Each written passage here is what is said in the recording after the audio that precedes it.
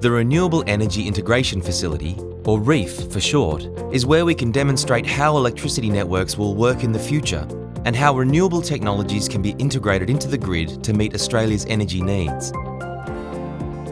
We can set up smaller versions of the electricity grid using real-world conditions to test the impact of solar and different energy storage options like batteries, and how these technologies can be controlled to create the most benefit.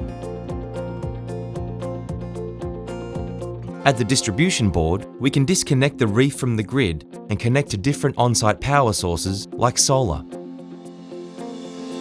The Power Grid Simulator lets us represent and study the characteristics of different power systems. This is important as different grids have different characteristics. For example, the grid in outback New South Wales is very different from the grid in the Sydney CBD.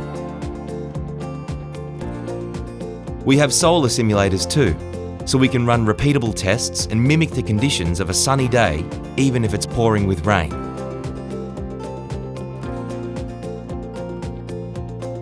The inverters in the REIF can supply up to 70 kilowatts of solar power to be used on-site or exported back to the grid. Our gas-fired microturbines use natural gas to produce electricity. The waste heat can be used for other applications. This microturbine can generate 30 kilowatts of power, supplying power and voltage just as the grid does. We can change how it does this to simulate problems or to represent grids from other countries around the world. Using the load bank, we can represent different energy loads. We can measure the load of a residential or commercial building and program this into the load bank to run tests using different technology mixes.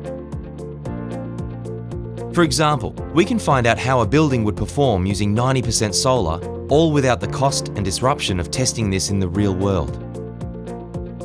Back in the control room, we can see all of the energy data come alive and monitor how alternative energy sources can be combined to provide a stable electricity supply. The REIF is available to industry and researchers to collaborate with us.